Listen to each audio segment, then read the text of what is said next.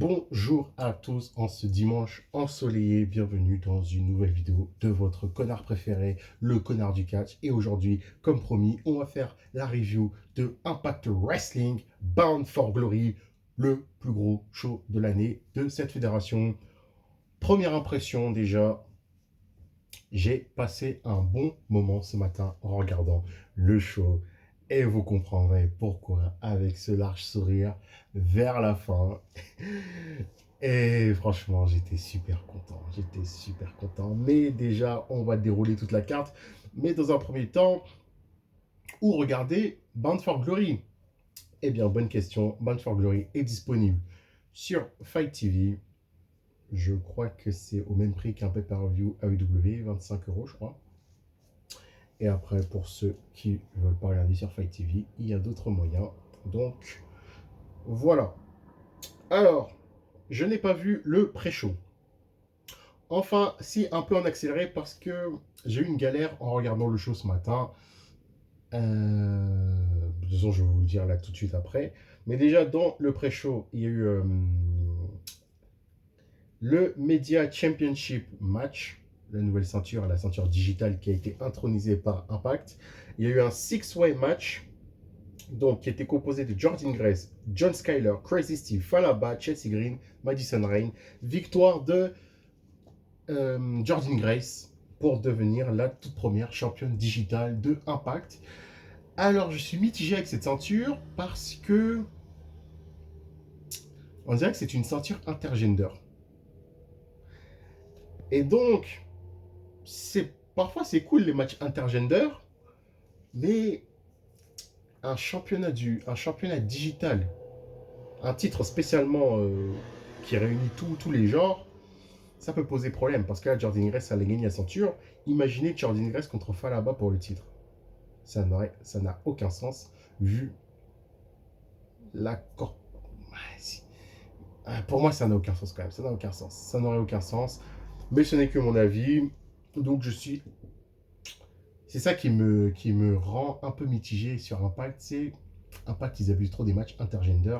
Il y en a qui sont cool. Par exemple, je vous envoie. C'est quoi le pay-per-view déjà? Comment il l'avait appelé là? Voilà, Impact Homecoming. Qui couronnait pardon, Miss et Mister Impact. Donc un peu le King of the Ring et la Queen of the Ring. Et franchement, j'avais passé un bon moment en regardant ce tournoi. C'était super. Les matchs mixtes, c'était vraiment fun. Et donc, je vous le recommande sur le Impact Plus qui est à 7,99 €. Donc, c'est pas cher. Alors ensuite, on est passé au show principal et c'est là le problème. Et quand j'ai regardé le show, le show a commencé avec le titre féminin par équipe des Knockouts, DK, Rosemary et Avoc, contre The Inspiration, Jessica McKay et Cassie Lee. Le problème, c'est que je n'ai pas vu le match parce que dès que j'ai commencé Bound for Glory, eh ben, j'ai commencé directement avec le titre X Division. Et je vous cache pas que putain ça m'a fait chier et j'ai fouillé un peu partout sur internet pour trouver le match.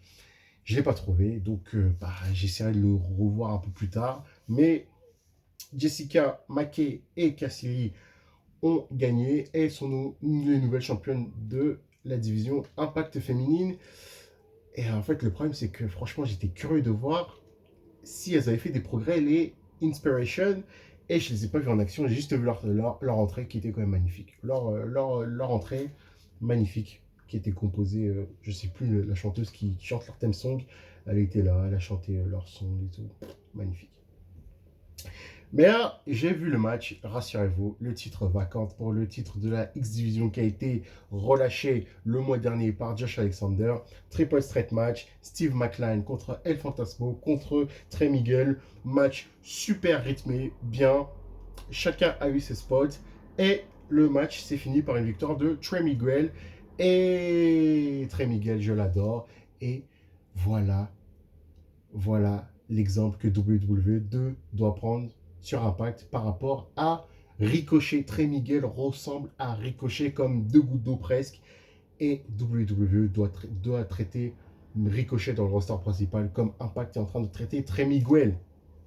En plus, la WWE, à un moment, quand même, bon, c'est vrai que c'était Paul Heyman qui était en couille, ça mais il pushait quand même un petit peu Ricochet. À un moment, il avait son run de champion des États-Unis, il avait ses matchs contre AJ Styles, et là maintenant, c'est devenu un jobber. Alors que Trey Miguel, dès que je le vois, il me fait penser à Ricochet. Ils ont quasiment le même style de catch, ils ont quasiment les mêmes traits. Mais bon, voilà, ça me dit, c'est mon avis. Dites-moi en commentaire ce que vous pensez. Ensuite, le match par équipe, VBD, Violence by Design. Euh, Joe Doering et Dinner, accompagné de Eric Young, contre Is et partenaire mystère point d'interrogation. Franchement, cette storyline était vraiment bien. Les storylines à Impact sont tellement bien buildées, franchement. Encore, déjà, premier exemple, la storyline de Is avec Rhino. Quand Rhino trahit Is, oui, parce qu'il s'appelle Is, pas Is Slater, mais que seulement Is. Et ensuite, Is, il n'était pas signé encore à Impact. Là, il avait été récemment signé que 2 jours avant Bound for Glory. Et direct, il a demandé à Scott D'Armor, écoute, mec, merci pour le contrat. Bim, moi je veux un match tout de suite à Bound for Glory contre VBD. Il faut que je sauve mon pote Rhino. Et franchement, la storyline était bien faite. Bon, on s'attendait à ce que Rhino allait finalement venir être le partenaire de Is. Bon, dès le début du match, il se fait défoncer par VBD. Et après, Rhino arrive. Rhino, il a fait quelques petits nettoyages. Un gore sur Dinner. 1, 2, 3, terminé, feel good moment. Et franchement, ça fait du bien, ça fait du bien. Et franchement, il est devenu caisse. Il a des bras maintenant, il a des bras, il a des bras. Ensuite, le Call Your Shots match Gauntlet. Alors, c'est une espèce de Battle Royale, donc, qui est composé de 20 catcheurs et catcheuses. Toutes les 90 secondes, il y a un catcheur qui rentre. D'abord, tu dois éliminer ton adversaire par-dessus la troisième corde. Et ensuite, les 2 derniers survivants, ils s'affrontent un contre un et ils doivent gagner par tombée ou soumission. Alors, dans cette Battle Royale, il y a eu Chris Sabin, Rocky Romero de la New Japan, Madman Fulton, Roy Raju, Tasha Steelz, Rachel Ellering, Savannah Evans, Johnny Swinger, Melina, Dee Demon, Brand Myers, Matt Cardona, Laredo King, Sam Bill, Rich Swann, Ace Austin, Moose, Eddie Edwards, Alicia Edwards et W. Morrissey. Ce que j'ai retenu franchement de cette Battle Royale, c'est quand encore une fois, Eddie Edwards s'est fait défoncer par Moose et W. Morrissey. Et ensuite, Alicia Edwards qui est arrivée avec les kendo sticks. Et franchement, cette feud entre les 4, franchement, elle est super. Surtout il y a 2 semaines quand Moose et W. Morrissey, ils avaient défoncé Eddie Edwards sous les yeux de sa femme. Ça, c'était incroyable. Et la Gauntlet Battle Royale a été remportée par Moose, qui a donc un match de championnat où il veut, quand il veut, à l'heure qu'il veut. Voilà. Et il peut choisir n'importe quel match de championnat. Ensuite, on a eu le match par équipe, le 3-way entre les Good Brothers, Carl Anderson Machine Gun Anderson, et Doug Gallows, contre Juice Robinson, David Finlay et The Bullet Club. Chris Bay et Ikuleo. Franchement, ce match, j'ai pas trop aimé. J'ai pas trop aimé ce match. Il était pas fameux.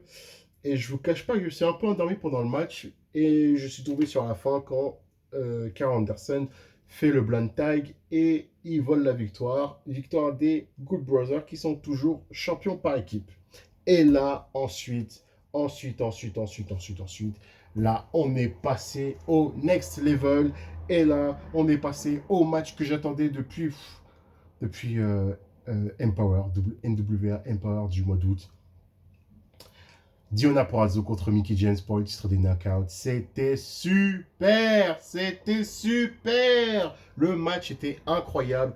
Je ne suis pas très objectif, vu mon fanatisme envers Mickie James, ma daronne, mon bébé. Mais franchement, je vous conseille de voir le match par vous-même. Et j'en suis sûr que vous aussi, vous allez surkiffer ce match. Il était super. Et quand je vous ai dit, comme je vous le dis encore une fois, par rapport à ma review de SmackDown d'hier, Je n'ai pas compris pourquoi Bianca Belair était numéro un au classement du... Je sais plus, je sais jamais c'est quoi. Bon, je veux dire, PW Insider féminin. Pour moi, c'était Diona Porrazzo. Vu comment Diona Porrazzo est construite depuis 1 an et demi, super forte. Moi, j'aurais mis Diona Porrazzo premier et Bianca Belair deuxième. Il faut que je vois le classement déjà pour voir où ils ont mis Diona Porrazzo. Mais pour moi, de toute façon, Diona Porrazzo était numéro un. Il n'y avait aucun doute possible. Period. C'est la meilleure catcheuse du monde actuelle pour moi. Et on l'a vu encore hier soir, franchement. Incroyable, incroyable. Bon, Mickie James a gagné. Il y a des gens qui peuvent se souvenir en disant oui, mais tu es en train de nous dire que Kevin, là tu es en train de nous dire que pourtant Diana Porrazzo c'est la meilleure catcheuse du monde, c'est la numéro un dans le classement normalement. Mais elle s'est fait battre par Mickie James qui est une retraitée. Je peux vous répondre en disant ça. Ok, je peux comprendre que Mickie James n'a pas vraiment besoin du titre.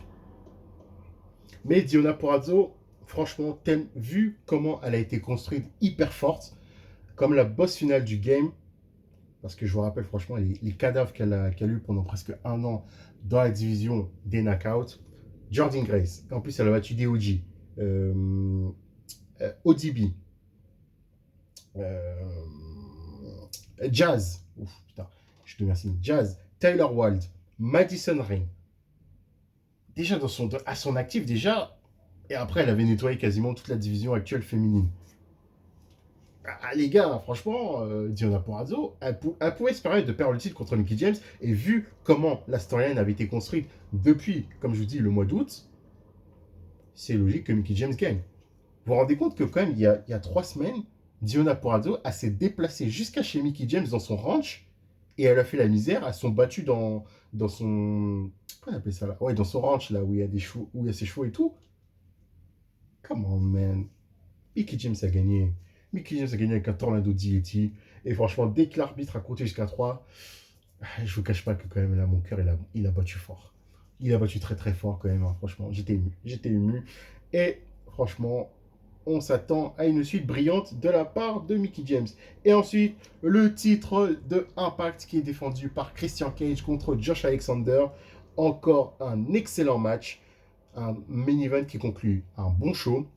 C'était un match super technique. Et Josh Alexander a gagné. C'était logique qu'il allait gagner parce qu'en plus, la caméra avait zoomé sur sa femme et son enfant qui étaient au premier rang.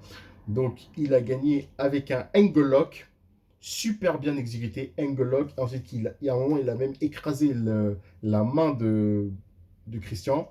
Et là, Christian, il était bloqué, il pouvait rien faire. Il ne pouvait même pas ramper pour choper la corde. Il a abandonné. Victoire de Josh Alexander, nouveau champion Impact. Et la fin était super. La fin était super. Il fait venir sa femme et son enfant, Josh Alexander, il célèbre et tout. Il y a un Moose qui débarque. Comme il a gagné sa Battle Royale, il a un match de championnat quand il veut, à l'heure qu'il veut. Il vient, il encaisse son contrat. Et bim, la cloche sonne. Josh Alexander, il est paniqué. Il dit à sa femme et à son fils, bah, sortez du ring et tout, tac, tac. Bim, il se mange un spear. 1, 2, 3 victoires de Moose. Et l'image de Moose qui brandit la ceinture devant Josh Alexander, le cadavre de Josh Alexander qui est par terre et avec sa femme et son enfant en train de pleurer. C'était une belle conclusion de show, franchement. C'était un super show et je vous conseille de le voir. Et j'espère que vous avez aimé cette review. En plus, ce show a duré 2h40, moins de 3 heures. Donc, ça se regarde vite et ça prend. Vous allez prendre un bon moment. Donc voilà, j'espère que vous avez aimé cette review de Impact Bound for Glory, qui était un excellent show.